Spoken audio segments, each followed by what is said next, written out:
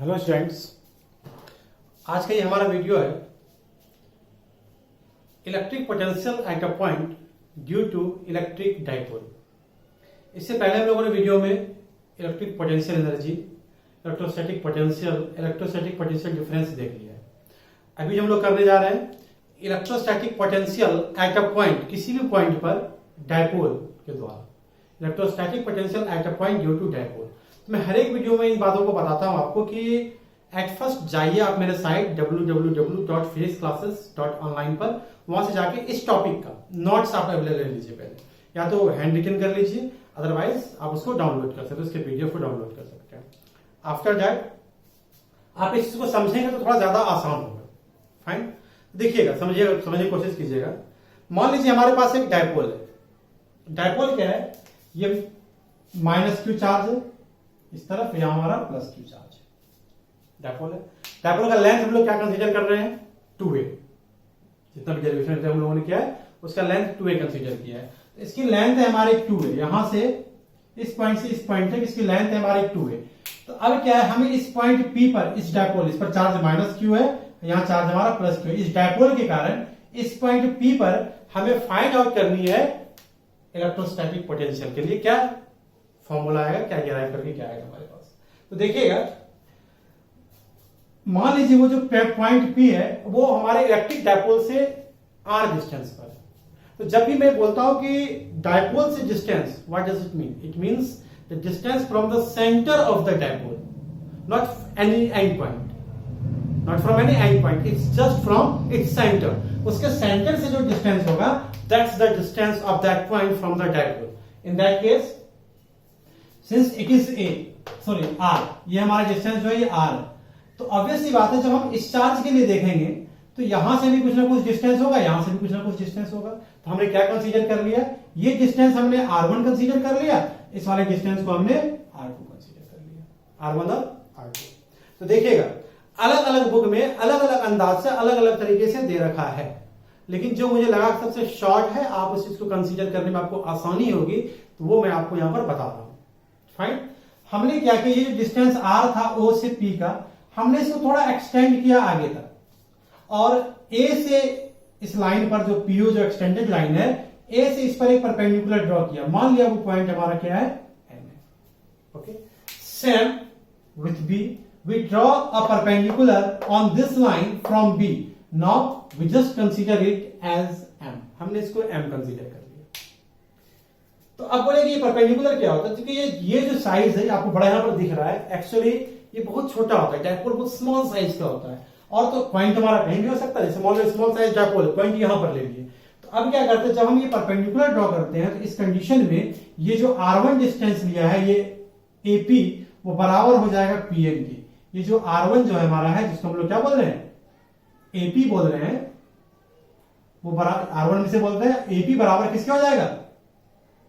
Pn के। और Pn को क्या लिख सकते हैं? Pn के। और Pn को क्या लिख सकते हैं हम लोग? OP plus Pn।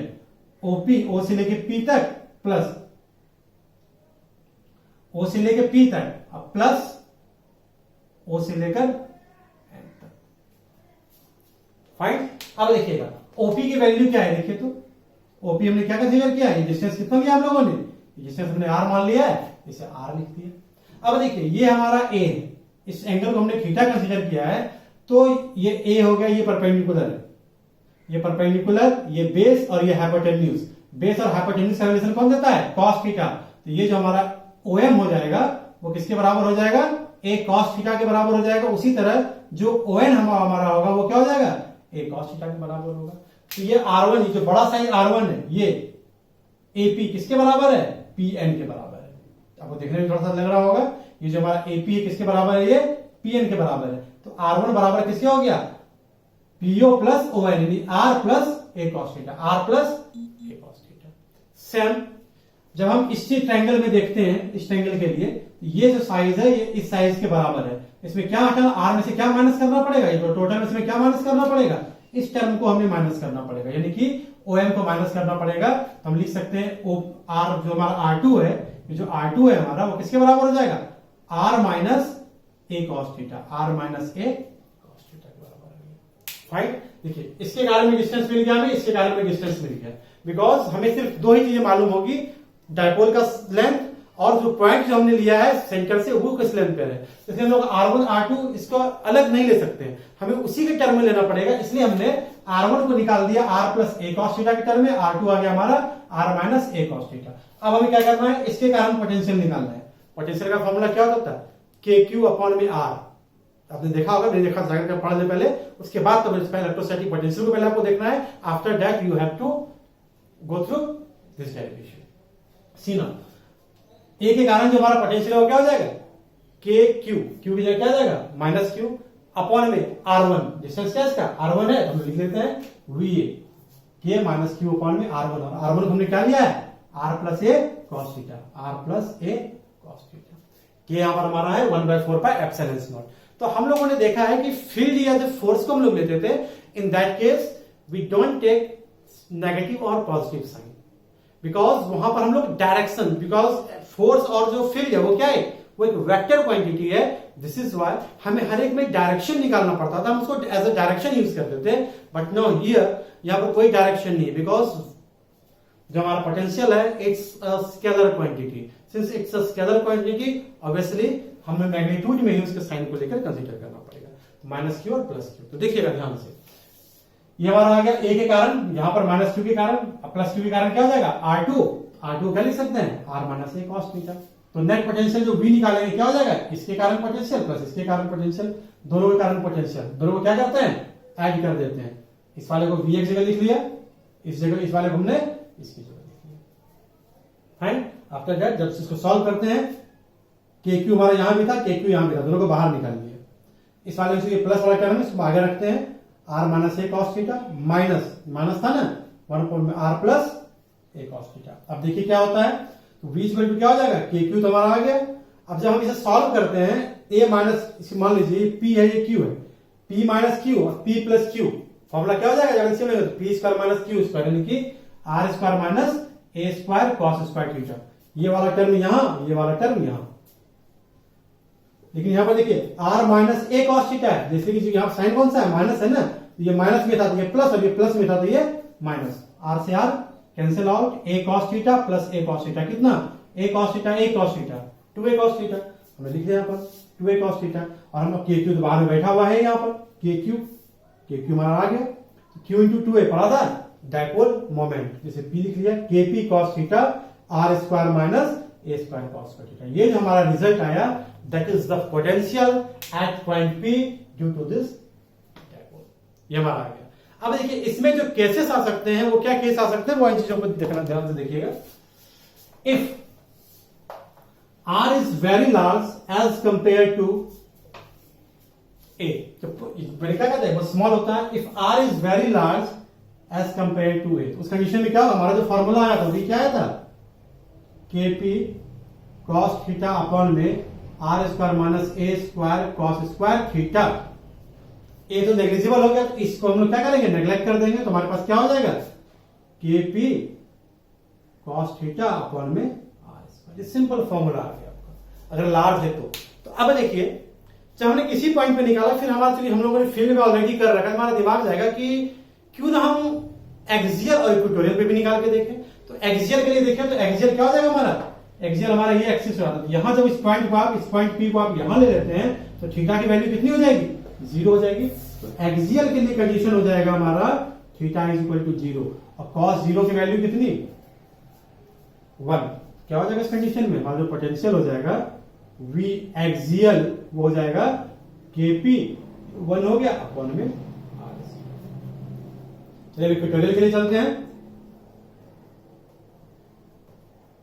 इक्वेटोरियल के लिए मतलब क्या है, इसका परपेंडिकुलर बाइसेक्टर।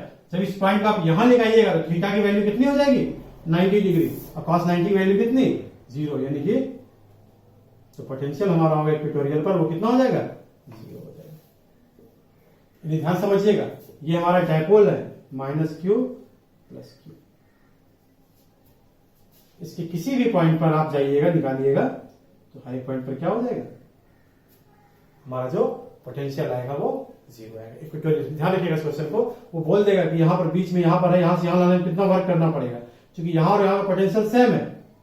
तो डिफरेंस क्या हो जाएगा? जीरो। जब पोटेंशियल डिफरेंस जीरो तो वर्क डन क्या हो जाएगा? जीरो। तो यहां से यहां तक लाने में कोई वर्क आपको नहीं करना पड़ता है।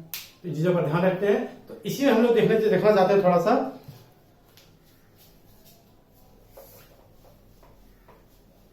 Equipotential surface. क्या है ये इक्विपोटेंशियल सरफेस? समझिएगा ध्यान से। इक्विपोटेंशियल सरफेस, मैं फिर से बोल रहा हूं कि नोट्स में चाहिएगा इक्विपोटेंशियल सरफेस जितना भी पॉसिबल है, किसके कारण इक्विपोटेंशियल सरफेस निकालना है वो चीजें आप लोग फाइंड आउट कर सकते हैं। तो इक्विपोटेंशियल सरफेस होता है क्या? नाम से इक्विपोटेंशियल मतलब equal potential surface. Equipotential surface वो सरफेस जिस पर हर एक पॉइंट पर पोटेंशियल सेम हो, वो क्या कहलाएगा? इक्विपोटेंशियल सरफेस आएगा। फिर बोलोगे सर कैसे इक्विपोटेंशियल सरफेस कैसे शो करना है? तो देखिएगा, हमने एक पॉइंट चार्ज लिया प्लस क्यू, बताइए इससे आर डिस्टेंस पर क्या पोटेंशियल हो जाएगा? के क्यू अपॉन में आर। उससे आर डिस्टेंस पर इधर भी, आर डिस्टेंस इधर भी, आर कहीं भी आप जाइए किसी भी साइड में, अगर सारा डिस्टेंस आर है तो हर एक पॉइंट पर पोटेंशियल क्या होगा? सेम हो जाएगा। मतलब अगर कोई हमारे पास पॉइंट चार्ज है तो उसके चारों तरफ जो आर रेडियस का स्फीयर क्या बनेगा? स्फीयर बनेगा। तो उस स्फीयर का जो हर एक पोटेंशियल होगा वो क्या होगा? सेम होगा। तो वो जो स्फीयर हो जाएगा वो क्या कहलाएगा? अगर चार्ज सेंटर में है तो इक्विपोटेंशियल सरफेस। यानी कि किसी पॉइंट चार्ज का जो इक्विपोटेंशियल सरफेस होता है वो क्या होगा? स्फीयर के फॉर्म में होगा। फाइन। उसी तरह देखते हैं, मतलब इसको बनाना पड़ेगा। हम क्या करें, पहले इलेक्ट्रिक फील्ड लाइन, जब भी आपको इक्विपोटेंशियल सरफेस ड्रॉ करना हो ध्यान रखिएगा you must have to draw the field lines. और फील्ड लाइंस हमेशा सरफेस के परपेंडिकुलर मूव करता है। इक्विपोटेंशियल सरफेस ये भी हो सकता है कुछ डिस्टेंस पर, सारा डिस्टेंस अगर सेम है तो ये भी हो सकता है, ये भी हो सकता है। These are equipotential surface. किसके लिए?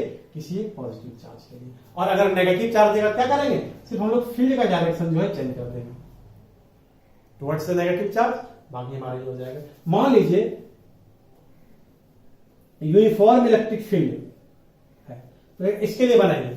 देखिए यूनिफॉर्म इलेक्ट्रिक फील्ड जब एक तरफ जा रही है तो हर एक पॉइंट पर ये जो पॉइंट, ये जो सरफेस हो जाएगा, ये हमारा क्या हो जाएगा? इक्विपोटेंशियल सरफेस हो जाएगा। ये हमारा क्या हो गया? इक्विपोटेंशियल सरफेस हो गया। इसी तरह के बहुत सारे एग्जांपल्स आपको नोट्स में मिलेंगे, आप जाइएगा उन चीजों को देखिए, नोट आउट कर लीजिए और इस चीज को पढ़िए। इक्विपोटेंशियल सरफेस पर क्वेश्चंस न्यूमेरिकल्स आते हैं। ये न्यूमेरिकल्स जब चैप्टर एंड हो जाएगा तो बहुत सारे न्यूमेरिकल्स में डिस्कस करूंगा। और आपको अगर न्यूमेरिकल्स जानना हो डायरेक्ट सिंपल जाइए न्यूमेरिकल्स फॉर इलेक्ट्रोस्टैट साइट पे जाना है, देखिए सारा न्यूमेरिकल्स आपको ऑब्जेक्टिव सारे तरह के क्वेश्चंस आपको मिलेंगे, आप जितना सॉल्व कर सकते हैं। फाइन। फिलहाल आज के लिए हमारा इतना ही था, इक्विपोटेंशियल सरफेस। इसके बाद हम लोग देखने वाले हैं कि गॉस लॉ, फ्लक्स, इन सारी चीजों के बारे में हम लोग इसके बाद वाले वीडियो में देखेंगे। फिलहाल इस वीडियो में इतना ही।